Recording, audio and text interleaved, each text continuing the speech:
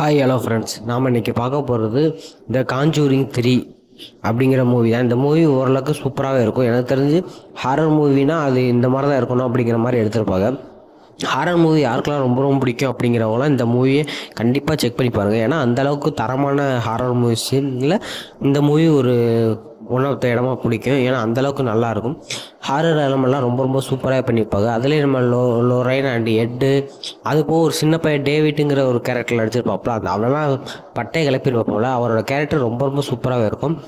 உண்மையிலுமே பேய் பிடிச்சிருந்தா இந்த மாதிரி தான் இருப்பானா அப்படிங்கிற மாதிரி அந்த சின்ன பையன் நடிப்புலாம் ரொம்ப ரொம்ப சூப்பராகவே இருக்கும். அது போக ஆர்னிங்கிற கேரக்டரு, இதில் வர எல்லா கேரக்டருமே ஓரளவுக்கு நல்லாவே இருக்கும். அதுவும் இல்லாமல் எனக்கு இது ஹாரர் மூவிஸ் ரொம்ப ரொம்ப பிடிக்குங்கிற கண்டிப்பாக செக் பண்ணி பாருங்க. மோஸ்ட்லி தனியாக செக் பண்ணுறதை அவாய்ட் பண்ணிடுங்க. ஏன்னா இந்த மாதிரி மூவிஸ்லாம் தனியாக பார்க்குறது கொஞ்சம் அவாய்ட் பண்ணுறது தான் நல்லது. ஏன்னா அந்தளவுக்கு ஹாரர் எலமெண்ட் தூக்கலாகவே இருக்கும்.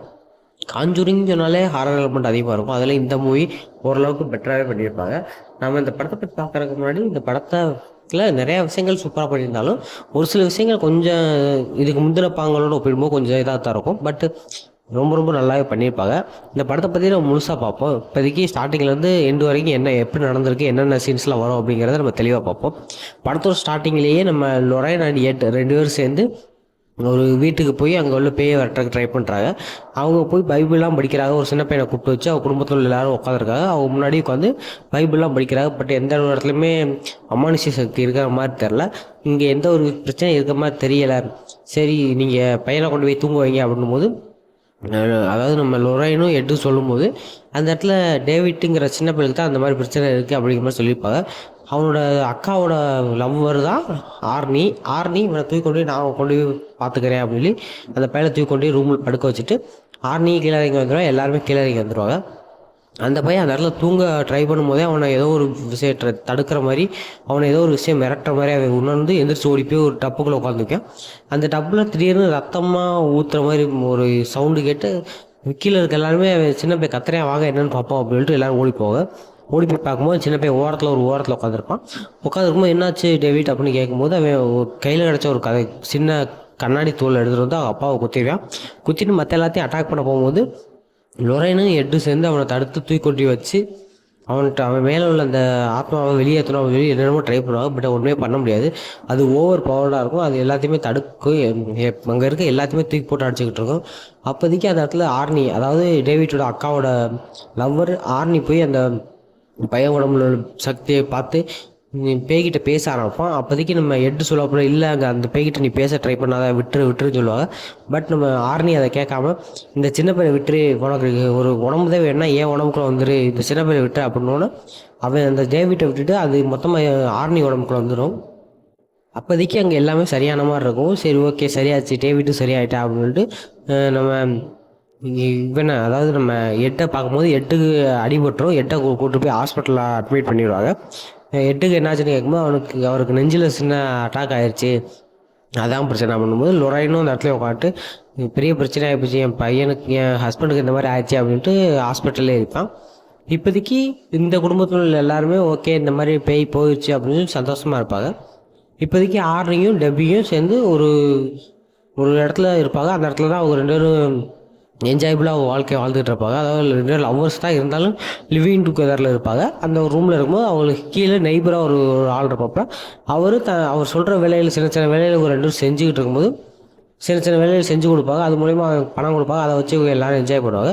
அப்படி ஒரு நாள் என்ஜாய் பண்ணிகிட்டு இருக்கும்போது டெபியும் அந்த கீழ் வீட்டு நெய்பரும் சேர்ந்து டான்ஸ் ஆடிக்கிட்டு இருக்கும்போது நம்ம ஆர்னிக்கு ஏதோ ஒரு நடக்கிற மாதிரி தெரியும். என்னமோ நடக்குது, என்ன நடக்குது தெரிலையே அப்படின்னு அவன் வேலைக்கு போகிற இடத்துலையும் ஏதோ ஒரு டிஸ்டர்ப் ஆகுது அப்படின்ட்டு வீட்டுக்கு வந்துடுவான். வீட்டுக்கு வந்து அவனால் நிம்மதியாக இருக்க முடியாது. அவனுக்கு ஏதோ ஒன்று அவனை துரத்துற மாதிரி, ஏதோ ஒரு அமானுஷி அவனை சுற்றி நடக்கிற மாதிரி அவனும் ட்ரை பண்ணிகிட்டே இருப்பான். இந்த டயத்தில் எட்டு லொரைனும் ஹாஸ்பிட்டலில் இருப்பாங்க. ஹாஸ்பிட்டலில் இருக்கும்போது எட்டு டக்குனு கண் முழிச்சு அந்த வீட்டில் என்னாச்சுன்னு போய் தடுக்கணும், வேகமாக அப்படிங்கும்போது இல்லை அந்த வீட்டில் எல்லாம் சரியாயிடுச்சு, அந்த பேய் போயிடுச்சு அப்படின்னு லொரைன்னு சொல்லும்போது இல்லை அது ஆர்னி உடம்புல இருக்குது, ஆர்னிக்கு இப்போ பாதுகாப்பு தேவை, ஆர்னியை நம்ம போய் காப்பாற்றி ஆகணும், இல்லைன்னா பெரிய பிரச்சனை ஆயிரும் அப்படிங்கிற மாதிரி சொன்னோன்னு டக்குன்னு வீட்டில் இருக்க எல்லோரும் ஃபோன் பண்ணி எங்கே இருக்கான்னு லொரைன் ஃபோன் பண்ணி எங்கே இருக்கான்னு பாருங்கள் அப்படிங்கும்போது திடீர்னு பார்க்கும்போது அவன் என்ன பண்ணுவான், அந்த இடத்துல ஏதோ ஒரு அமானுஷ சக்தி அவனை அட்டாக் பண்ண வர மாதிரி ஆர்னி ஃபீல் பண்ணி அந்த நெய்பரை அட்டாக் பண்ணிடுவேன். அட்டாக் பண்ணிட்டு அவன் ரோட்டில் நடந்து போயிட்டு இருக்கும்போது பார்த்தா ஒரு போலீஸ் வண்டி கிராஸ் ஆகிட்டு அந்த போலீஸ் வண்டி திரும்பி யூட்டர்ன் போட்டு வந்து, தம்பி என்னாச்சு, என்ன பிரச்சனை அப்படின்னு கேட்கும்போது அவன் கை உடம்பு எல்லாமே ரத்தமாக இருக்கும். அப்போ தான் அவனுக்கு தெரிய வரும் அவன் யாரையா கொன்னுட்டா அப்படின்னு. அப்போ போய் பார்க்கும்போது தான் தெரியும் அந்த நெய்பரை இவன் கொன்னுருவான். இந்த அமானுஷ சுற்றி இவனை எப்படி கொன்னுச்சு அப்படின்னு அவனுக்கே தெரியலை. அந்த அமானுஷ சக்தி இவனை முழுக்க ஆட்டி வச்சு இவன் மூலமாக ஒரு உயிரை பழிவாங்க வச்சுட்டு அந்த அமானுஷ சக்தி அவனை விட்டு விலகி போயிடும்.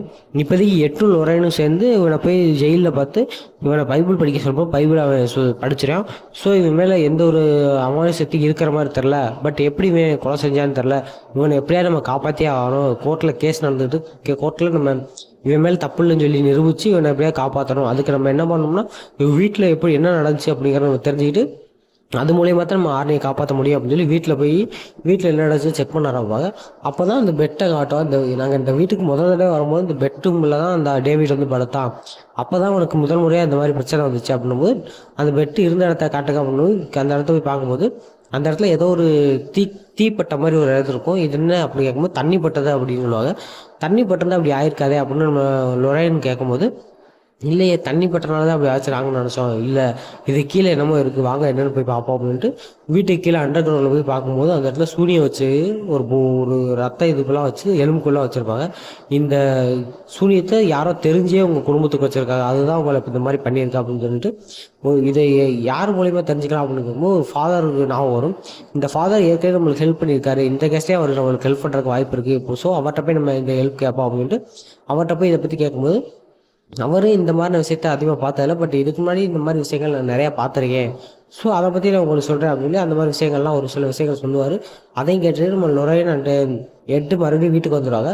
இப்போதைக்கு இது மாதிரி கேஸ் ஏதாச்சும் ஏற்கனவே நடந்திருக்கா அப்படின்னு விசாரிக்கும் போது ஒரு போலீஸ்காரர் ஹெல்ப் பண்ணுவார்.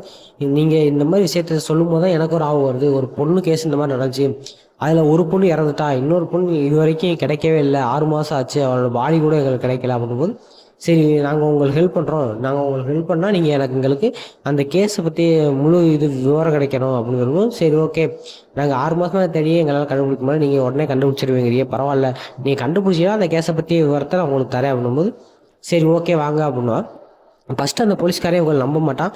ஒரு 3 கத்தி எடுத்து வந்து இந்த கத்தியில் எந்த கத்தியில் இந்த கேஸ் நடந்துச்சுன்னு சொல்லுங்கள், நான் உங்களுக்கு மேற்கொண்டு சில விஷயங்கள் சொல்கிறேன் அப்படின்போது அந்த கத்தியை கரெக்டாக நம்மளோட கண்டுபிடிச்சிருவாங்க. சரி ஓகே, ஏதோ ஒரு லக்கில் கண்டுபிடிச்சிட்டே பரவாயில்ல, இருந்தாலும் நீங்கள் என்ன பண்ணுறீங்கன்னு பார்க்குறக்காண்டி உங்கள் கூட வரேன் அப்படின்ட்டு போகும்போது அவன் நடந்த அந்த ஸ்பாட்டை விட்டு தாண்டி கார் ஓட்டிட்டு போகும்போது, இல்லை அது நடந்த இடம் இங்கிட்டு இருக்குது, நீங்கள் என்ன இங்கிட்டு போறியா அப்படின்னு லொரைன் கேட்கும்போது, சரி ஓகே நம்ம போவோம் அப்படின்னு சொல்லி அங்கே போய் பார்க்கும்போது அந்த இடத்துல லொரைன் என்ன நடந்துச்சு அப்படிங்கிறத டீப்பாக போய் செக் பண்ணும்போது அந்த பொண்ணாவே மாறி அந்த இடத்துல என்ன நடந்துச்சு அப்படிங்கிறத டீட்டெயிலாக சொல்லிட்டு குழுன்னு ஓடி போய் மலையிலேருந்து ஜம்ப் பண்ண போயிடுவா.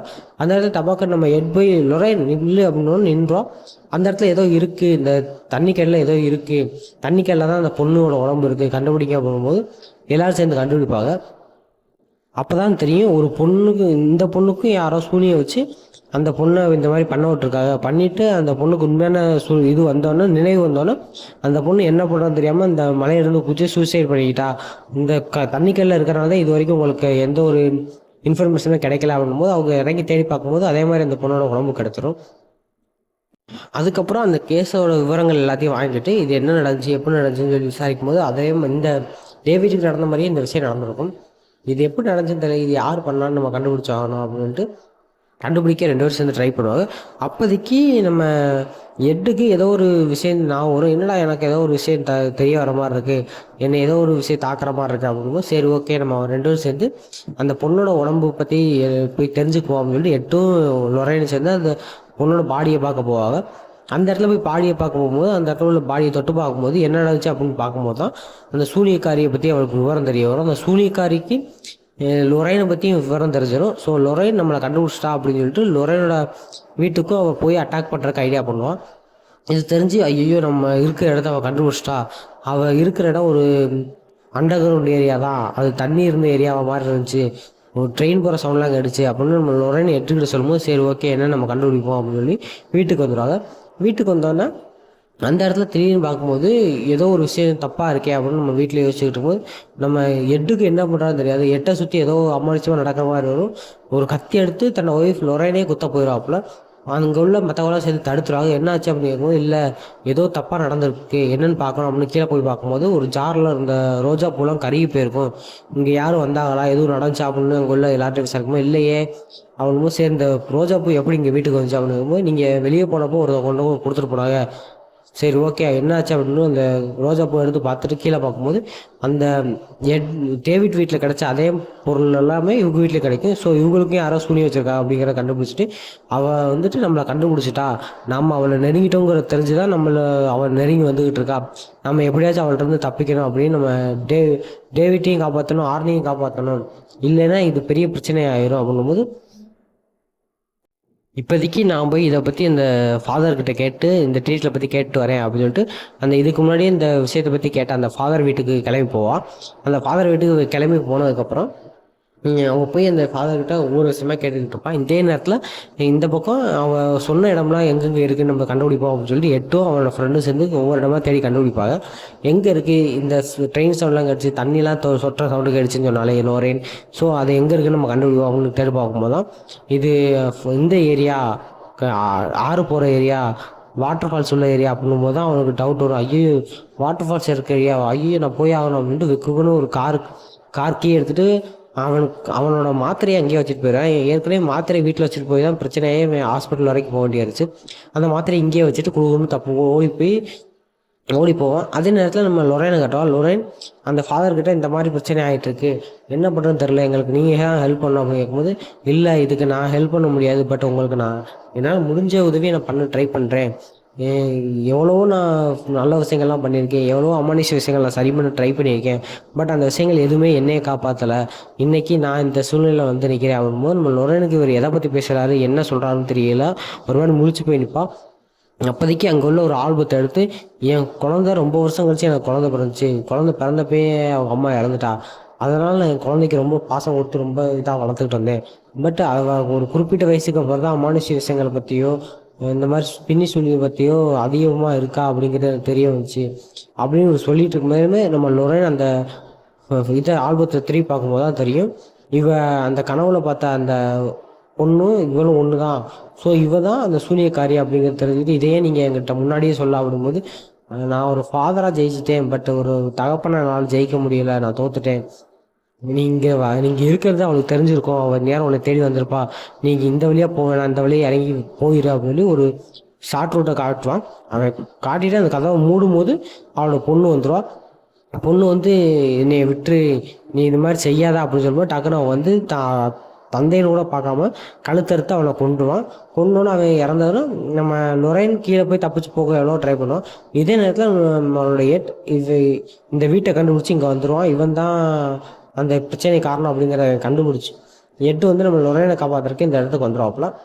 இவன் ஒரு அண்டர் கிரவுண்ட் நிலையில் அங்கேருந்து தப்பிச்சு போகும்போது நம்ம சூனியக்காரி அந்த இடத்துல வந்து எவ்வளோ ட்ரை பண்ணுவோம். அப்போ தான் தெரிய வரும், சூனியக்காரிக்கு 3 பலி கொடுக்கணும். அதில் ஒன்று சின்னவன், இன்னொருத்தன் லவ்வர் மூலயமா ஒரு பலி கொடுக்கணும். அந்த லவ்வரை வச்சு, அதாவது ஆர்னியை வச்சு பலி கொடுத்துட்டா. இப்போதைக்கு 3ஆவது ஒருத்தன், அது யாருன்னா கடவுள் தூதுவன், அதுதான் நம்ம எட்டு. ஸோ எட்டை வச்சும் பலி கொடுத்தா தான் இவனோட பலி பீடம் சரியாகும் அப்படிங்கிறக்காண்டி தான் எட்டையும் சூஸ் பண்ணிக்க அப்படிங்கிறத கண்டுபிடிச்சிடும். இப்போதைக்கு நம்ம எட்டையும் காப்பாற்றணும்னா அவள் பலி கொடுக்குற அந்த பீடத்தை மொத்தமாக அழிச்சா தான் முடியும் அப்படிங்கிறத தெரிஞ்சுக்கிட்டு நம்ம லொரேன் எவ்வளோ தப்பிக்க ட்ரை பண்ணுவாள். பட் நான் அந்த இடத்துல வர அந்த சூனியக்காரி எவ்வளோ மந்திரங்கள்லாம் தெரிஞ்சனால அவளை தப்பிக்க விட மாட்டான். பட் நம்ம எட்டும் அந்த இடத்துக்கு வந்துடுறதுனால எட்டையும் ஒரு விஷயத்தில் இது மந்திரம் பண்ணி எட்டு மூலியமாகவே நம்ம லொரேனை கொல்றதுக்கு எவ்வளோ ட்ரை பண்ணுவோம். எட்டும் நம்ம லொரேனை விரட்டி கொல்றதுக்கு ட்ரை பண்ணிடுவார். பட் நம்ம லொரேன் எவ்வளோ தப்பிச்சு போயிடுவோம். ஒரு இடத்துல போய் கரெக்டாக அந்த பலிப்பீடத்துக்கிட்ட போய் லொரேனை கொல்ல போகும்போது, நீங்கள் உள்ளே இருக்கேன்னு தெரியும், அவள் சூனியத்தில் நீங்கள் இது பண்ணீங்கன்னா உங்களுக்கும் ஆபத்து எனக்கும் ஆபத்து, எப்படியாவது வெளியே வந்துருங்க அப்படின்னும்போது அவன் கையில் வச்சுருக்க மிகப்பெரிய சுத்தியல் எடுத்து அந்த பலிபீடத்தை அடித்து பலிபீடத்தை மொத்தமாக உடச்சிடுவான். பலிபீடத்தை உடச்சிட்டாலே அவள் வச்சிருக்க சூனியம் மொத்தமாக அழிஞ்சிரும். அப்படி அழிஞ்ச உடனே அவள் ஆல்ரெடி அந்த கெட்ட சக்திகளுக்கு பலிபீடம் கொடுத்தாகணும் அப்படிங்கிறதுனால பலிபீடம் கொடுக்கலைன்னா அந்த கெட்ட சக்தி அவளே அழிச்சிரும். ஸோ அவள் அந்த பலிபீடத்தை அழிச்சதுனால அந்த கெட்ட சக்தி அவளை கொன்றும். அதோட இவளும் இறந்துருவான். இதோட அந்த படம் முடிகிற மாதிரி காட்டியிருப்பாங்க. அதுக்கப்புறம் நம்ம லொரேனும் எட்டும் சேர்ந்து இவன் வச்சு அந்த சூனியத்தையும் கொண்டு போய் அவங்க வீட்டில் உள்ள அந்த மிஸ்ட்ரி ரூம், அந்த ரூமில் தான் இதுக்கு முன்னாடி சால்வ் பண்ண எல்லா கேஸு இதையும் கொண்டு போய் அந்த வீட்டில் வச்சுருப்பாங்க. இதே நேரத்தில் நம்ம ஆர்னி ஜெயிலில் இருப்பவர் அவரையும் இந்த விஷயம் அட்டாக் பண்ணும். பட் இவ பண்ண அந்த விஷயத்தினால அவனும் அந்த அமானுஷத்துலேருந்து விடுபட்டுருவான். அவனும் நம்ம டேபி கூட சேர்ந்து வாழ ஆரம்பிச்சிடுவான். இவங்களும் அந்த பொருளெல்லாம் கொண்டு வந்து மிஸ்ட்ரி ரூமில் வச்சுட்டு அதோட அந்த படம் முடிகிற மாதிரி இருக்கும். ஓரளவுக்கு தரமான ஒரு ஹாரர் மூவி எனக்கு ரொம்ப ரொம்ப பிடிக்கும். ஸோ அதனால் இந்த மூவியை நான் போட்டுக்கிட்டு இருக்கேன். இந்த வீடியோ பிடிச்சிருக்கு அப்படின்னா கீழே சப்ஸ்கிரைப் பண்ணிக்கங்க, கீழே இருக்க பெல் ஐக்கானை கிளிக் பண்ணிக்கங்க. அடுத்தடுத்த வீடியோவில் பார்க்கலாம். நம்ம அடுத்த வீடியோவில் பார்க்கலாம். இப்போதைக்கு பாய்.